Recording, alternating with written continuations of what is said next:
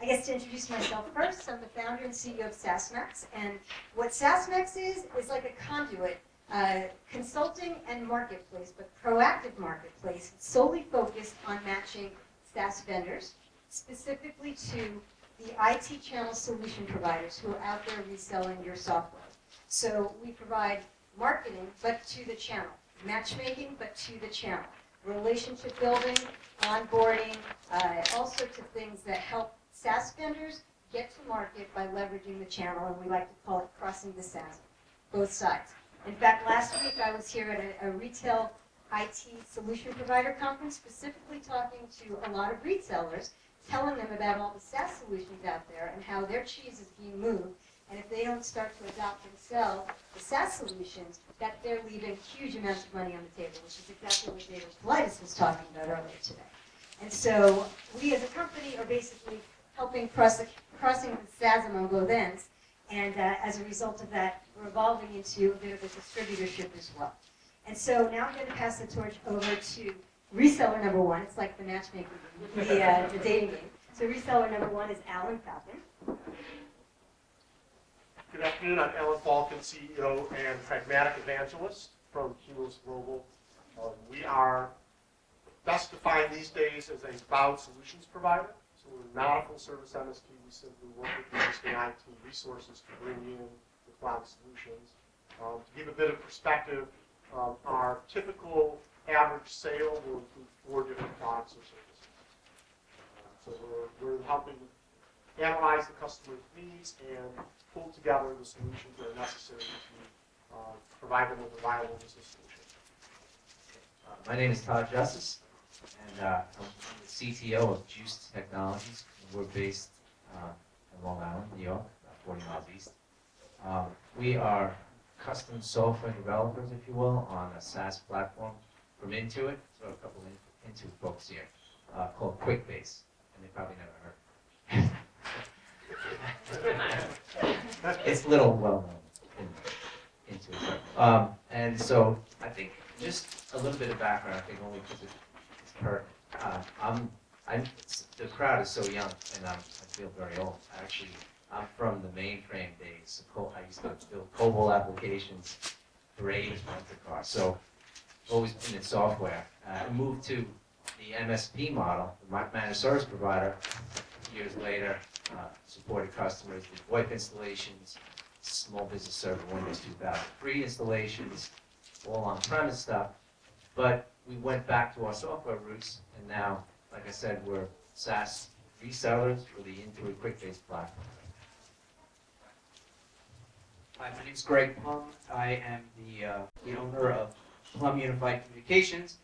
Obviously, you know where the first part of the name came from. The second part of the name came from Unified Communications being the latest and greatest incarnation of how people are communicating. It's no longer just about having siloed solutions or having a separate phone system and then having a separate messenger system and then having a separate email system. Things are starting to become unified. One of my preferences is, for obvious reasons, you've already heard some reference to Office 365. I mean, it is I don't know that it was really given justice earlier today, but it is a tidal wave of activity. It is a platform that's just massive. It's Microsoft's fastest growing commercial product in history. So seeing that, I decided to focus on that. And people accuse me of being too narrow. Is that not too narrow of a focus? Sure, it's pretty narrow, but it goes pretty deep. So specifically what I do is I work with Microsoft partners. So I am a channel partner, but I also work with partners. So I kind of ride that weird space, the unicorn in the industry. And the value is trying to add, with adding voice to Office 365, turning it into a phone system. So I look for partners, just like you should be looking to the channel. My first dip my toe in the channel in 2000, when I didn't want to sell direct. I had a sales job, and I said, I don't want to sell direct. So I found this thing that existed. It's called the channel on the telecom side. And it was amazing, because all of a sudden I had this wealth of these partners that were willing to sell my services. I didn't pay them a penny.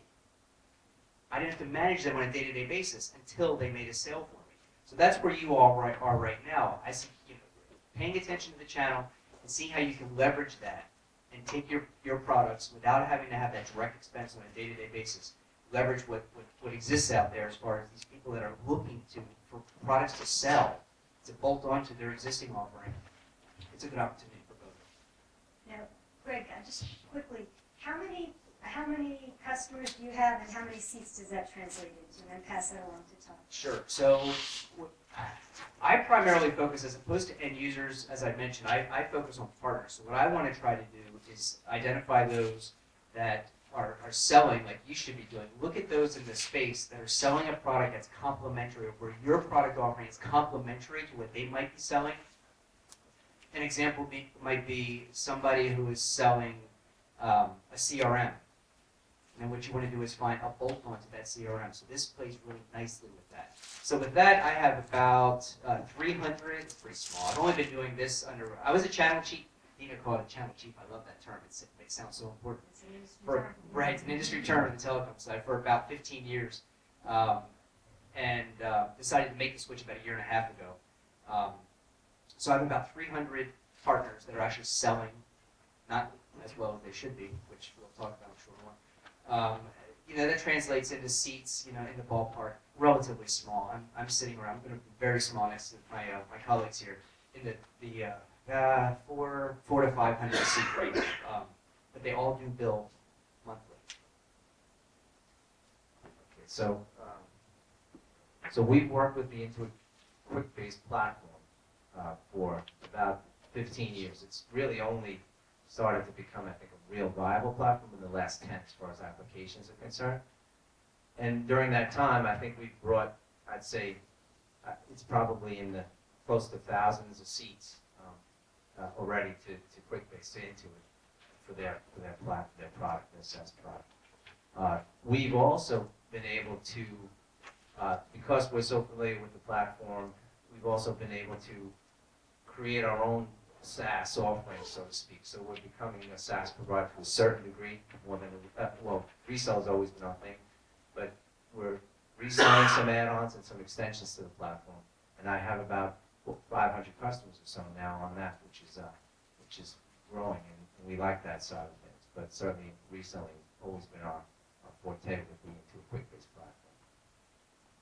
So to get a sense of our size, if I lump together commercial accounts and nonprofit local government, we're running about 600 customers, representing about 16,000 seats. On the education side, over the last 2 years, between cloud deployments, cloud-based devices, cloud-connected devices for classroom learning, we've worked with over 2,000 school districts throughout the U.S. Excellent. And so to give you, just right there is a really great range of different types of resellers, different focuses and specializations. And what we're finding in SaaSMAX is that the average resellers will have anywhere between 30 and 100 recurring customers that they service on a regular basis, and that their seats are anywhere between 5 and 500 seats per customer. So that's a pretty nice amount when you're looking at cost of acquiring a reseller, high-quality reseller, what they're going to bring to the table. And it's also known that when you have a reseller, a solution provider on the table, you will reduce churn for those same client base by about 50% after year one. There's some studies that show that. And the reason is that they're taking the time to onboard, train, implement, service, and make sure that those solutions are better adopted than if the companies perhaps adopted themselves. So next thing. So what is the channel, right? So if you can picture, just like in other industries, it's a distribution chain, a sales value chain. And so for the SaaS sector, traditionally, 80% of software vendors leverage the IT channel to get to market. That's why there's such talk about Microsoft. That's how HP and Dell and IBM and Xerox and Juniper and all these major enterprises got as big as they are because they leverage these reseller channels, these business-to-business middlemen who are out there working and servicing their clients day to day. They are the influencers. Again, they're the evangelists. And so that's how traditional technology companies made it to be the billion-dollar companies before the word unicorn existed. And so the distributors were out there mostly to provide physical transportation and housing of inventory, as well as financing. But that's different today because SaaS doesn't really need expensive or traditional distribution or financing because we're doing it ourselves in that regard. But nonetheless, those distributors typically work with these traditional solution providers who have all different names, and I'll share those with you in a slide up ahead. And then they're the ones who sell to businesses. So for example, if you're a law firm, or even if you're a venue like this, right? You need unified communications, or communications. You need email. You need backup disaster recovery solutions. You need security solutions. You then need CRM solutions. If you're a law firm, you may need case management, e-discovery, etc. And so while you're here as a specific product and worrying about and how you're going to take your own product to market, the resellers, the solution providers, are thinking about how they're going to holistically service their customers. And so by having a perspective that these solution providers are going to incorporate you into their bundle is a really important thing to have if you're looking at a long-term reaching of your serviceable market, okay? Size of the opportunity for leveraging the channel. Well, we look at the landscape of how many companies are out there that could be representing your business, and we think there are at least 1 million partners globally that you can reach out to. Microsoft has over 400,000 registered in their networks. Many of them are not super active, and your goal is to reach the highest quality ones that are going to really focus in on your products. But there are many out there, and if you have a commitment to building your channel, you can find those ones who will become your champions and bundle your solutions in. Okay, one more stat for you before I go through that is that I heard recently only about 23% of SaaS companies are leveraging the channel, right? While 80% of traditional ones were, 23% of the SaaS companies today are building any sort of channel. And so what that tells you is you have a huge opportunity because companies like Todd's, Greg's, Allen's, they are not getting bombarded yet by tens of thousands of SaaS applications looking to work with them because they're still emerging. They don't necessarily know that this is an opportunity. And so for these companies who don't have that much time to figure out who they all are, they're coming to trusted sources like a SaaSMAX or like even other marketplaces to figure out what the right solutions are. But if you have and put together a solid strategy on how to work with these partners, you have a huge opportunity right now ahead of your competition. So I don't want to ignore that. It's really significant. So this is really important stuff about SaaS resellers, okay? And I will ask each of you to maybe comment on one of them as I go. So the first one, they don't need to comment on, but it's their existence. Most businesses use technology consultants to create efficient businesses. They focus on their core business, it's kind of obvious, but they look to their consultants to help them select, implement, maintain, cover disasters, and really help them run their IT operations. So we already covered the second one. Most of them have between 10 and 50 clients, mostly SMB and SME. And now this is something, Alan, you may want to comment on. Resellers become part of your sales and support team without being on your payroll. I'll talk about that. So we see our role as the reseller as doing the requirements analysis, building the solution. We do the change management with the client. We do the training. We want to be involved in the support. And so as you think about working with resellers, keep in mind is where are we going to make our money? And granted, we're going to want a share of the licensing revenue or the per seat revenue that you're going to charge. And typically, what we see with the companies we represent is anywhere on the low end 15% to the high end 30, 35%. I can tell you right now, I will never buy a vacation home with the license margin on the product side stuff. We do tons with Google for Work environment at $10 per user per year. That's what, less than $1 a month in margin per user. You need millions of users to make money with that. Where we make our money is on the services. When you think about leveraging the channel, think about what services you want to offload to the channel to do for you. From the training to the sales, pre-sales, support, and training. For every $1 in license margin, we typically have $7 in service margin.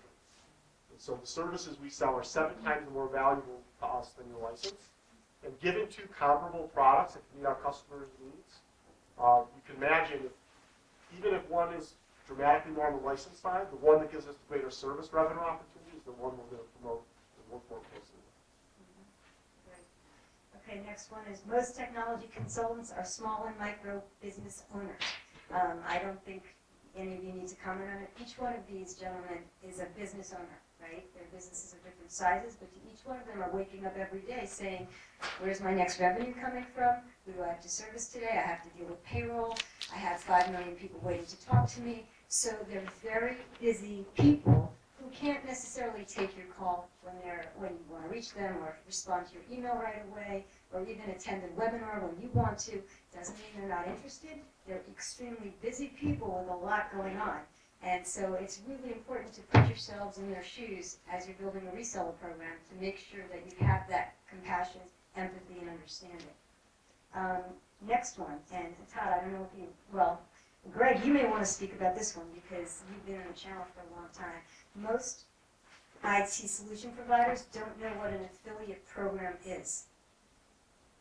So this is not, a classic affiliate program offering is the kind where you go to Amazon and you can sell services and you get paid like little certain percentage points for let's say schlepping. Is that going to be a negative term? But really just carpet bombing. What you're doing is you're educating. When you're coming out to the channel, especially in the IT side, the telecom side is a little bit different. They're used to schlepping. But on the IT side, it's a little bit more of an education. And what you're trying to do is add value to what they're already doing. So find, the key is not so much what you do. It's more about finding the right person to target and figuring out how you're going to bolt on, how you're going to fit that puzzle. Because everyone sells something. We all have different business models that can benefit from different people in the room. When I was a channel guy, I made a mistake of assuming everybody, because I thought everyone needed my service, everyone needed to sell what I had, because they were going to make a lot of money at it. It doesn't matter. What mattered was making it a good fit. So now sitting in this side, I think I know exactly what I need. So if somebody comes to me with a great offer, 50% margins, but it doesn't fit my model, I look elsewhere. It's just not worth their time, or it's not worth my time. So when you're targeting your partners, you want to find those that are selling already complementary services. So does that exactly answer your question, Dina? Probably not. But that's the key. It's a great way of showing that he didn't really know what I was saying here when I said affiliate program, right? So Right there, you just Dina had one mistake, which is I do get from market. On an average day, I have between 3 and 5 ISVs contacting me, asking me if I will sell their product. Many are bulk emails being sent out from companies I've never heard of. That might be, the next best thing since sliced bread, but I'll never find out because putting 3 identical messages 3 days, 3 consecutive days in my LinkedIn inbox isn't going to get my attention in a positive way. An affiliate program, for those who aren't familiar with it, is where the vendor gives us a code, we give that code to our customers. When they sign up, they get a discount and we get a payment on the back end. If you come and offer me with an affiliate program, I'm going to hang up on you. Why? Because it doesn't help me engage with my customers. It assumes that you want the relationship direct, and it's a one-time hit. How many of you track the lifetime value, customer value for all your customers? Okay, so everyone with their hands up who should invest in. People who don't. Because if you're selling software as a service, it's all about the recurring revenue. And if you want to sell through channel partners, it's all about our recurring revenue as well. Yes, I make money on deployments, and that's great. But I have to hunt and close business every month for that service, for that one-time service revenue. I want the recurring monthly revenue. So the reseller program gives me a margin that I'm going to have on a monthly, annual basis. As you sell your service, I will tie my services to that monthly or annual cycle as well. An affiliate program, I'm too disengaged. There's not enough incentive in it for me to make it worth my while to promote your service, and then you cut out of the future transactions.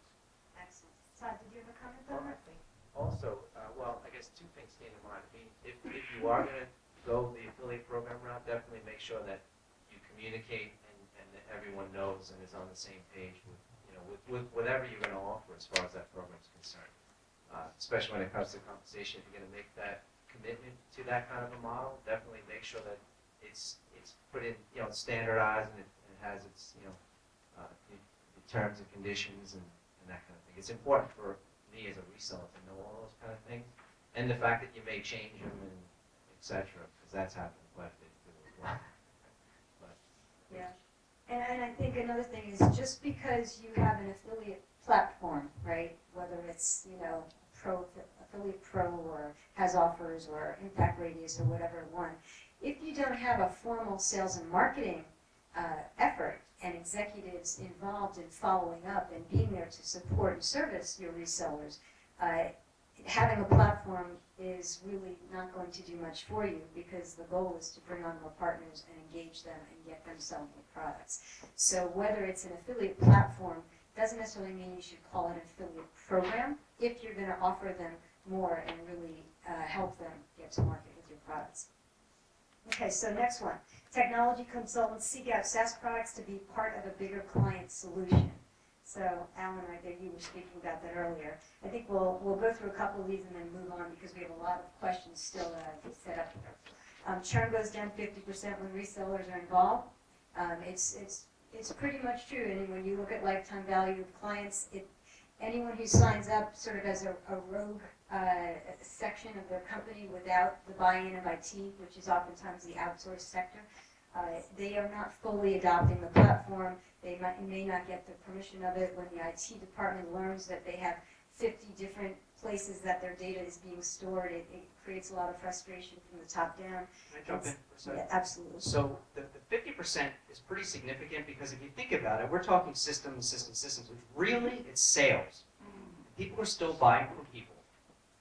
You should be happy to talk to people like us or similar to us, because we have relationships on the street. So what you want to do is you want to get that message out through the people, not through online marketing. Yes, that's all a component, but ultimately, many of those decisions, they'll be researching online, but ultimately, and I don't have any good stats to throw at you because I'd be making it up, but ultimately, they're going to research online, but they're going to buy in person.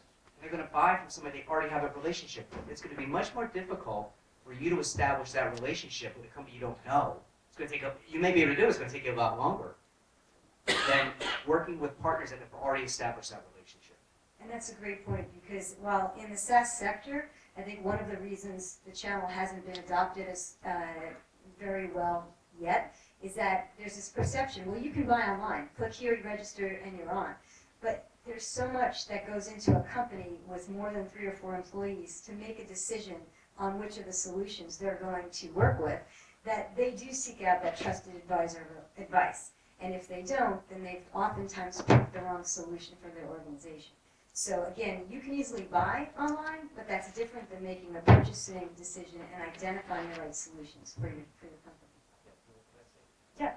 So when we actually started in the managed service provider arena many years ago, and I saw that trusted advisor relationship really work well, right? We were on premise a lot, and they really trusted what we had to say and our offer, suggestions, and that kind of thing. So I think it's very important. Like you mentioned, evangelist is a very good term, I think, for someone who can really help. Absolutely. push And it. especially because most solution providers are not sales hunters. They're out there literally providing sound advice and trying their best to make organizations work better. By personality type, they're very different than a typical sales force that you would have. They're just as analytical as their customers would be, and they're going to do their due diligence on your application and have higher standards for it because their reputation is on the line as well. So, next thing that's very important, and Alan just said it here, resellers expect to be treated with respect. Okay, they want compensation, they want it evergreen, because if they're going to do a big sale up front but don't get to see the long-term results of it, that's not quite fair to them. They want information updates before the product is, relaunched or renamed, as Alan was saying earlier. They want engagement, okay? You got to keep them informed of what's going on. And they also want, and really should receive at the beginning, leads. I know that's a scary thing because you think, well, I'm building a reseller program because they're all going to bring me customers. But if you got to give to get, right? And if you can't give them compensation up front, at least give them leads. At least let them work through a sales cycle with one of your salespeople. Let them learn, feel, touch the product, get the light bulb to turn on, and then you're going to turn them more into your influencers, and they'll be much more likely to engage and sell more of the product because you gave them incentive to do so up front. So one of the biggest letdowns that we see when SaaS companies join SaaSMAX is they think, oh, we're here now, everyone's just going to knock on my door. Well, no, you have to still make the effort when you get the introductions to resellers, even if they're a warm introduction, that, show them that you understand their business, you understand who their clients are, you're going to work around their schedule to make everything work for them. You may give them leads, you will offer them to work with their customers to see how the products work. And then you're going to hook yourself a really valuable reseller. Yeah, great. That's all. Ooh, that's the last button. So I'll tell you the mistakes I made, because I created a portal for my partners. My partners never went to it. So I would say don't waste your time forever. When I say portal, you know what I mean by that? Where you can go and find information. Yeah. Thank you. So I wouldn't waste my time with developing a portal. It again comes down to staying in front of that partner. These guys are getting bombarded. So you want to stay in front of them. You want to build that personal relationship. Just while I was sitting here, I was called by one of my channel managers, just touching base, just to see, how it's going. And that goes a long way. So maintaining that personal relationship. Newsletters. If you have a newsletter, anybody have a newsletter here that goes out to a partner? Use it. I mean, put the tool. Stay in front of them because we get pulled in a million different directions. The more we see your brand, the more we're interested. Assuming we signed up, not just because we signed up with everybody, because it already made sense. The diligence should have been on the front end. Well, it's actually a good question. Does anyone here does no one here actually have a partner newsletter? There were some hands that did go up. So there's quite a few partners, yeah. A few, okay. Every year we do this. I poll, it's still pretty low. Stepping back, how many people have partner newsletters? How many have partner programs? Okay, so a little more than half the audience. Okay. So it's important to know who your partner is and how they want to be communicated. I actually sent years back a communication. I said, how do you want to hear from me? Do you want to get a newsletter? Do you want me to get you on Twitter? Do you want me to send you emails? And all the different social things. And believe it or not, back in the day, a few years back, everybody said email. Just send me an email periodically. Let me know what's going on. Keep me in the loop. If there's a change, please let me know. If you have to change my compensation, please let me know. But just stay personal. Keep it personal. Don't build a portal and give me a login and expect me to go out there on a regular basis because I'm not going to do it. I'd say also we actually partake in a monthly phone call or web conference call, and that's great. I mean, we get to sound off, and they give us roadmap, they give us some ideas on where they're going. If there are any outages, we're the first to get called, and we want to be able to speak intelligently to those customers because we are their trusted advisor, so it's important to know, and we use that call for those kind of things, updates. Well, how did you? What was the mitigate? How did you mitigate that? And what are we going to do so this doesn't happen anymore? And those kind of things, and then updates on the partner program and different offers and specials. They actually run different stipends for different months, so there's a lot of good communication on a monthly web-based call for us. And that brings back the point of, you're view them as your sales team. Engage them, make sure that they're always ahead of the curve, ahead of your customers as well, right? Absolutely. I asked sort of a rhetorical question. How many of you would change the pricing how many of you have inside sales or direct sales people yourselves? So a fair number. Of those that had their hand up, how many of you would change the pricing of your product without telling your salespeople? Okay, so in the last 4 months, I've had 2 ISVs we work with, a fair amount of business with both, restructure their product packaging, their pricing, and neglecting to let us know. So it's like, oh, you quoted this deal, it's the wrong price. Okay, that doesn't make us look good with the customer, it doesn't represent you and your firm well. Same thing with branding changes or messaging changes. It's, how many of you can pretty quickly turn around your own website to make changes if you want to change your marketing, your style, your information? See a lot of heads go up, and I know it's after lunch, and a lot of work to raise their hands for asking too many questions. But it's the same thing. You got to give your partners enough lead time to do the same thing, right? It's one thing to say, hey, on Monday, you know, we've got a new logo we're rolling out, and then it might take me a week and a half to catch up. And so for that week and a half, everything I have about your product on my web presence, on my marketing materials, anything that's been pre-programmed into my outbound marketing campaigns is wrong. I misrepresenting your company. I miss branding. I miss describing. It doesn't work for you. It doesn't work for us, and it's a high source of frustration. Yeah, and to that effect also, when you are making those changes, don't forget to think through how that could affect Alan's income or his relationship with his customers. Because if you burn that, or if he's forced to look bad, he's not going to sell more to new customers. Okay, it's just, you know, that'll shut down and you'll lose that relationship. And it'll be subtle, but it'll happen. One other channel marketing tip that, as we were talking, made me realize, if you're building collateral to help your channel partners go to market, make sure you're also building some case studies around the resellers who are successful.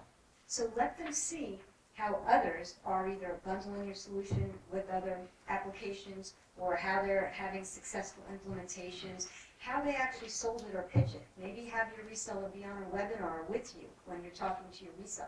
But feature them, make them feel special. I know, Todd, you've mentioned that that's something that QuickBooks has done very well for you, is giving you some extra attention, and that's Actually, they just, my partner, that has to be my brother, they actually flew us out to Seattle. Because we actually did an integration with the QuickBase platform with DocuSign.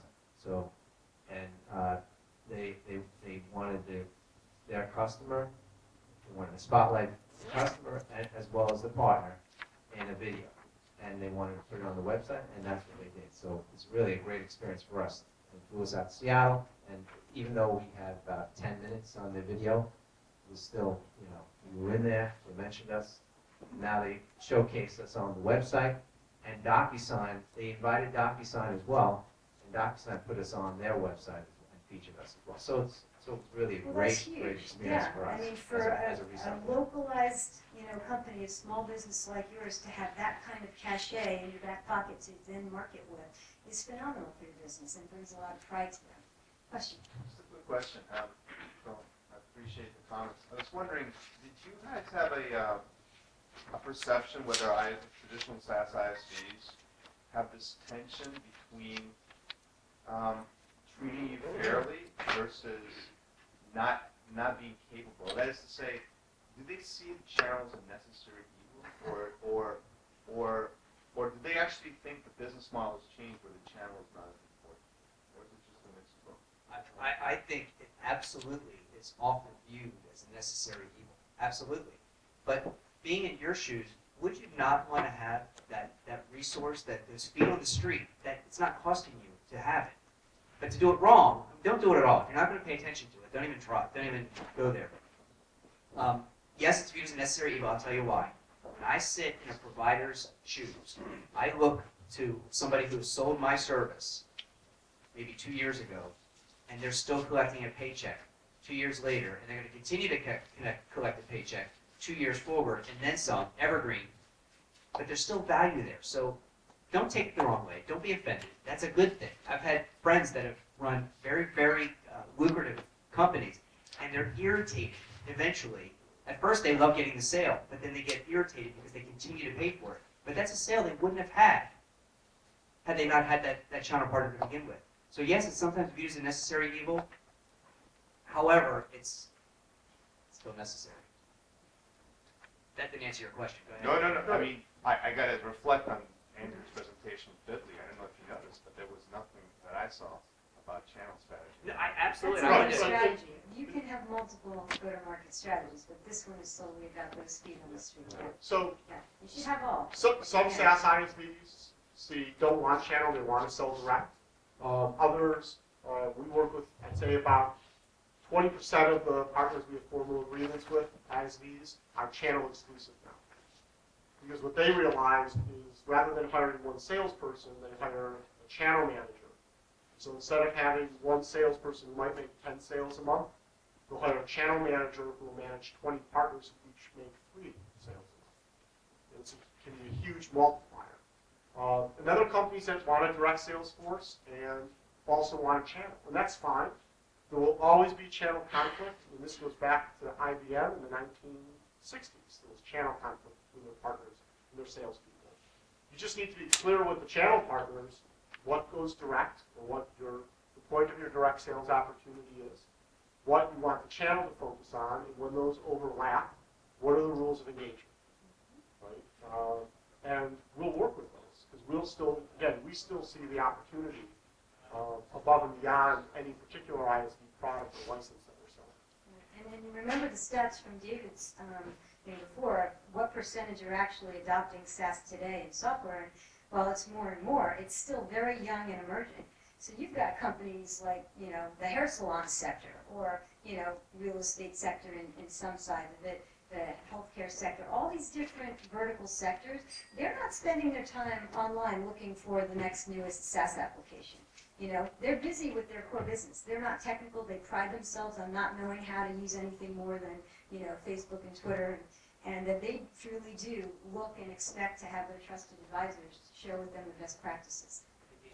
One comment on, when you do have direct as well as channel, we have had a lot of conflict, like you mentioned. So it's important to get both teams on the same page, and that's been a challenge from, working with the guys we work with. So, and so some of the direct sales are very, that we collaborate very well, and then there are some that just, won't work with us. And then when you do a deal together, it's who gets the credit. That's the other issue that we run up against as well, because we do often help close it. They do bring us in to close it, and then all of a sudden it's like, well, that's our deal, not yours. So we've had those issues as well. Question? So I found it interesting, Greg's comments about partner portal and how negative he thought it was. Mostly because everything I'm hearing thus far is about needing to collaborate Right. with resellers, and the challenge of collaborating with resellers and getting collateral, having to email, getting the right pricing at the right time from the price sheet. Yeah. So I think there's a bigger discussion. There definitely is. I mean, we're already running out of time, and we have like 5 questions we didn't get to yet. But if you were to ask me, I disagree with what Greg says. I think you need to have a core portal where all of your rules of engagement are there and available and easily accessible. Some of the companies in the room here who we work with already know that we talk about that kind of stuff all the time. It doesn't have to be 50 million pages of stuff. Simple rules of engagement. Here's the contract. Here's what you earn, how you earn it, when you earn it. This is what to do if you have a deal. We're here to be your partner. Here's marketing collateral. If you need more, who to reach. Who is your direct channel partner representative in the company, right? So there's a lot of those core communication tools. You should have them, but they shouldn't take you more than a few days to put up once you know what your channel partner programs and incentives are. And I'll say that portals are the first step. They're the baby step. So as I mentioned earlier, our average sale is 4 different products. When I look at our top 4 products, one of those actually is a separate portal for deal registration than we do for reporting the sale. Which means if I sell one customer, I have someone on my team enter information into 5 different web portals to make sure the deals are registered, I'm getting full credit for everything. Okay, that's why I'm not making any money on your license margins at the beginning, because I'm spending it administrative overhead. So portals are a good start. It's a way, some of our ICs do really well with their portals being a way for me to get syndicated content, to make it easier to keep my website current, or sample blog posts for my newsletters, and that's great. So portals are a good place to start if you have nothing, but also look for the platforms. Talk to me about what platforms I'm using to run my business, to manage licensing, manage renewals, manage service, and integrate with those. Give me the ability to go into my one system that I already have in-house and order your product. What systems do you use? I'm asking you. You're asking me? Yeah, what systems do you use? So our core business system is ConnectWise. Is everyone familiar with that? Okay, so that's what the reseller side uses. So, So maybe it's basically a professional service automation tool. It does both our CRM and our service management. And we're currently deploying AppDirect. which will handle all of our licensing, invoicing, billing, vendor payment, and service management around all our cloud services. Okay, great. I'm just going to move on to the next thing. Okay, these are just examples of bundled solutions. If anyone would like this deck, we can email it to you later. But, this is where, at the last bullet of that other slide, was basically saying, solution providers are the people who are bringing together the bundle and the integration. So while it's fantastic that the SaaS applications are doing APIs and integrating with each other, it doesn't mean that if you build that, they will come, because that's a technology integration and a online sort of marketing capability. It's a plus, but again, that may not be the decision-making factor when a business is looking at which solutions they want. So oftentimes, the solution providers find themselves in the position of having to make those integrations. And so these are examples of, within business communications. Someone like Cumulus Global might be pulling together email, unified communications, meetings and webinars, document collaboration and file sharing, and calendars and scheduling, right? And those are just a few of them. And so you can see that one of the incentives for them, not only to satisfy their clients, but the more they can sell into a single bundle, the more they basically can dominate and influence their client overall, but also they can then turn the commission stream into a very solid, recurring, growing, compounding commission stream for them, which is something that, we want them to have. We want them to stay in the own business. So taking that same thing from your perspective, essentially what you're doing is you're trying to find where you fit, which partner, you can look down the left-hand side, which type of partner do you want to target, because where is your tool basically going to fit in which toolbox? Because then suddenly it makes sense for them to think of you on a regular basis, because they're already selling all these other complementary services. And whoever said they wanted to talk, let's see me after, I'm going to talk about it, because I want to defend my position, but we don't have time right now. The next summit, right?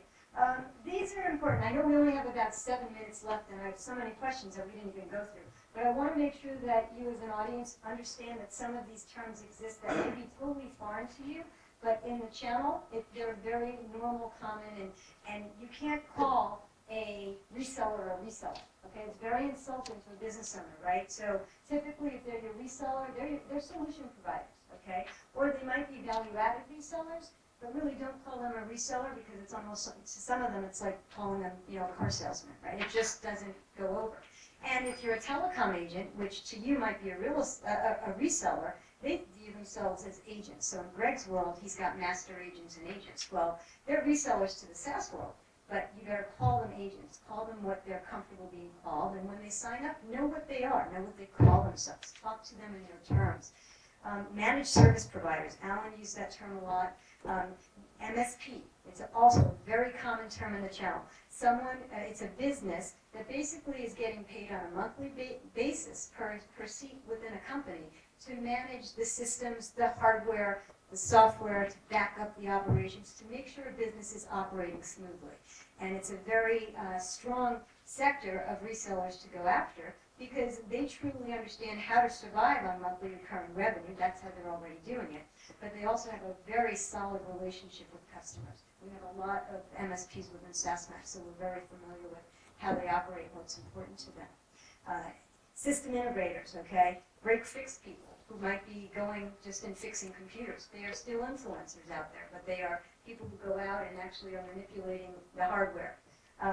There are networking consultants. That's not like us networking, but these are people putting in the wires and connecting systems and machines together so that they can collaborate and communicate, broadband, whatever. Then there's distributors. Okay, there's master agents and distributors.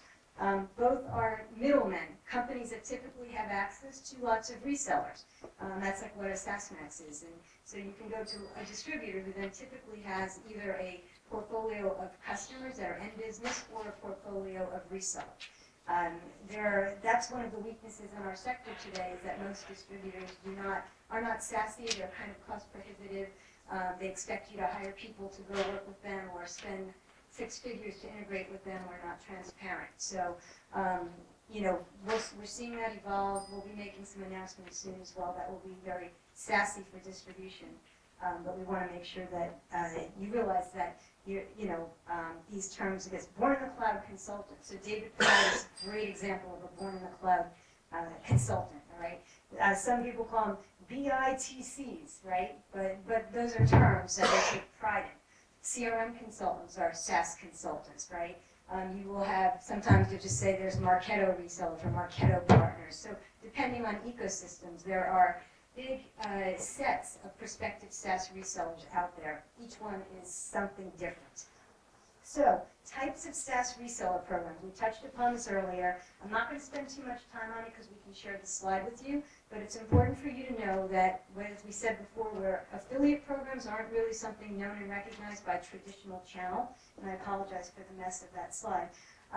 You have reseller commission models, where whether it's an affiliate tracking code or a deal registration or an email that's passed between, the vendor is paying the reseller a commission. And it's typically a recurring commission. All right, then you have the wholesale model, which is what the traditional channel came from, where typically a reseller is going to purchase the product and then they're going to flip and do a swivel chair and sell it, upsell it at whatever price they put on it. So when resellers are selling bundled solutions, it oftentimes makes sense for them to be able to buy a wholesale, put a bundled price on that might include their own services in it, and then be able to resell a bigger package. I assume you do that a lot. Right, and Todd, you probably do similarly. But it's important to recognize that there's value to having a wholesale program that could enable your channel partners to make a more successful sale for you and keep you in it. Then there's the white label model, which is typically for ones that might be selling data storage or things that are more per unit telecom type of things where you can actually allow the reseller to have their own brand. In many cases in line of business software, white label doesn't.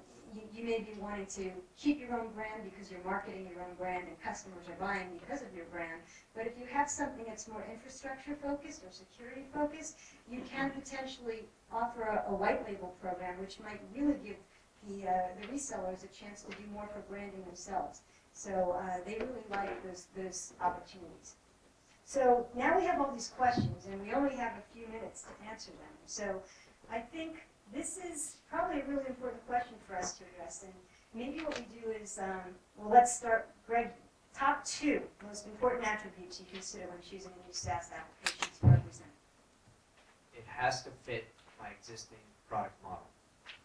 Doesn't matter how much money I can make at it, doesn't matter how easy it is to use, how revolutionary it is, it has to fit what I'm doing today. And it has to be lucrative, but it has to fit with exactly my mindset, because I have a certain customer I'm already targeting. As long as you're going to fit with that, I'll absolutely consider it. I think that's obviously that would be my top functionality and fit, and then longevity. I mean, we want to make sure that the product's will be around for years, hopefully. We work with a few different other custom software platforms, and the rug was pulled out from under us when they decided that somebody was going to buy them, and that's really was their end game anyway, and they really weren't in it for the long term. And so we've had to retool. So we found a platform that we like, and that's and longevity was an important thing for us. So if your SaaS application or your service meets the need for 1 or 2 of my customers, I'll broker the deal, which means they may end up buying directly from you. But if I see applicability across my markets in general, then that's where I'll establish the relationship and start investing in promoting your offering as part of the solutions we offer. Great. Okay. How have your favorite SaaS vendors incentivized you to get your initial sale, the very first 1 or 2? And we got to go real fast because we have like 3 minutes left. Really quickly, the best incentive for us to get sales up and running is support bringing us on board. Sales training, technical training for my team, marketing collateral, which means don't send me a secure PDF where I can't change your contact information to mine. If you can, affiliate contact that I can easily embed on my website. I'd say we were actually part of. They actually have the ISV has a partner landing page section, so we were searchable. They had a lot of information, anyone can get a lot of information about us on their site, so that was a very important thing for us with all our skill sets, et cetera, listed. And then I think one other important one is access to the sales staff, which is very important for us as well. So Just help me with the sale, right? You can sell it better than I can. So if you ride in alongside me, you make me look good, then that's what's going to make me pay attention. Great. So I kind of skipped ahead. There were several other questions. Maybe we can do it at the next summit or something. But thank you all. It was, I think, a great session. So I appreciate, Greg, Allen, Todd. Thank you for sharing your insights. And this is how you can reach any of us. Good luck with it. And any questions you have, feel free to ask us. And one other thing is that once a month, and on the SaaSMAX blog, we do interviews called Partner Perspectives, where we have 2 different resellers in a session similar to this, where we ask them questions about their best practices, about their pains, about what they're looking for, what SaaS apps they've adopted. And so if you want to review those every month, or you want to share those with your team so that they can better understand what the channel is, and it's at these real live people and businesses with feet on the street, I encourage you to do that. There's no charge, there's no registration, you just go and grab those. But, I encourage you in 2016 to leverage the channel. It's a huge opportunity. Thank you all.